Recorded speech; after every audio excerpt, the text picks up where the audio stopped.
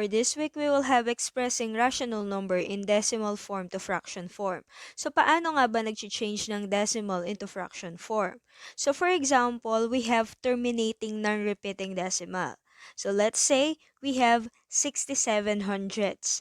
So, yung given decimal digit, yun yung ilalagay natin sa numerator o dun sa nasa taas na part ng fraction bar. Then, paano natin malalaman kung ano yung ilalagay natin sa denominator? Nakadepende yon kung ano yung decimal place nung given. So, since the given is on the hundredth place, then it is over 100. As you can see, para mas madali, kung ilan yung decimal digit nung given, ayun yung bilang ng zero na ilalagay nyo sa denominator. So, therefore, dahil we have two digit, then we will have 100. So, the answer will be 67 over 100. So, take note na yung numerator is the decimal digits and the denominator will be based on the decimal place of the given. So, since the given is on the hundredth place, then it is over 100. Okay, next we have 5/10. So, same thing. So, we will have 5 as the numerator kasi yun yung given decimal digit. Then, over 10 naman dahil nasa 10th place siya. So, as you can see, isa lang yung digit. Therefore, isa lang yung 0 dun sa denominator. So, that is 5 over 10. Or, in simplest form, we will have 1 half. So, bakit naging 1 half?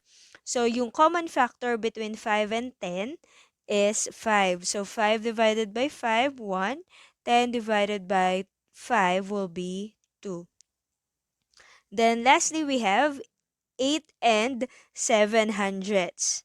So, kapag meron tayong whole number or digit na nasa left side ng decimal point, ibig sabihin, that is the whole number. So, we will have 8 and, again, yung decimal digit that will be the numerator. So, we will have 7 over 100 kasi nasa 100 place siya.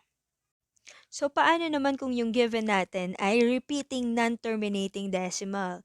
Or yung mga decimal na katulad nito? Remember na kapag merong 3 dots after the decimal digit, indication nyo na yung digit is repeating or nauulit-ulit yung given digit. So, itong given na to which is 7/10 repeating, ibig sabihin yun yung 7 nagre-repeat infinitely. So, walang katapusan. Sana all hindi natatapos, no? So, given this, same thing, yung numerator natin ay nakabase pa rin sa kung ano yung given decimal digit. So, how about the denominator? So, unlike sa non-repeating terminating decimal na nasa power of 10, yung denominator, dito naman, 9, 99, 999, 9,999, and so on. So, paano mo malalaman kung 999 ba, 999 yung gagamitin mo? Nakadepende yon sa bilang nung digit na nauulit. So, since sa given example na to, isa lang naman yung nauulit na digit, so isang 9 lang din yung gagamitin mo sa denominator. So, therefore, this repeating decimal is equal to 7 over 9. So, next, so how about this? We have 23 thousandths repeating. So, ibig sabihin niya nauulit yung 023, 023, 023. So, again, yung given digit will serve as the numerator. So, we have 23. Then, over 999 siya or 999 kasi tatlo yung digit na nauulit. We have 0, 2, and 3. Then, how about this? So, we have 45 hundredths repeating. So, again, gagamitin natin yung given as the numerator. Then, it is over 99 kasi dalawa yung digit na nauulit. At dahil may lowest term siya, so kailangan natin kunin yung simplest form. So the greatest common factor between them is 9. So 45 divided by 9 is 5. Then 99 divided by 9 is 11. So therefore, the answer will be 5 over 11. Ano naman yung gagawin kapag ganito yung klase ng given?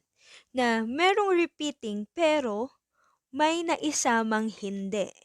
So for example, we have 0.1434343 and so on.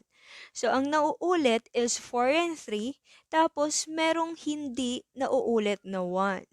So if that is the case, ang gagawin nyo, yung digit kasama yung hindi nauulit, so we have 143, ima-minus natin yung non-repeating o yung digit na hindi repeating. So that is 1 over 990. So bakit naging 990? Yung number nung 9, nakadepende kung ilan yung digit na nauulit. So dahil meron tayong dalawa, so we have 99. And saan naman nakabase yung 0? Doon yun sa bilang ng digit na hindi nauulit. Dahil meron lang tayong isang digit na hindi nauulit, so meron lang tayong isang 0 dyan. So, 143 minus 1 will give us 142 over the denominator, which is 990. So that is equal to 71 over 495. So yan yung lowest term nung given decimal. Okay, next we have 0.35 repeating. So as you can see, yung 5 lang yung may bar sa taas o may vinculum. So ibig sabihin, yung 5 lang yung nagre-repeat. So katulad ng ginawa natin kanina, ikakopy natin yung digit, which is 35, minus yung non-repeating. Ano ba dyan yung hindi nauulit na digit? We will have 3. Then over 90 siya kasi meron tayong isang repeating. So isang 9 lang yung lalagay natin. At meron din tayong isang non-repeating, so isang 0 lang. So 35 minus 3 will give us 32 over 90, or in lowest term, we will have 16 over 45. So again, kapag yung given na repeating, non-terminating decimal ay nahaluan ng non-repeating, copy the digit, ibabawas mo yung non-repeating o yung digit na hindi nauulit for the numerator, and kapag denominator naman, nakabase yung bilang ng 9 sa repeating at nakabase yung bilang ng 0, so non-repeating.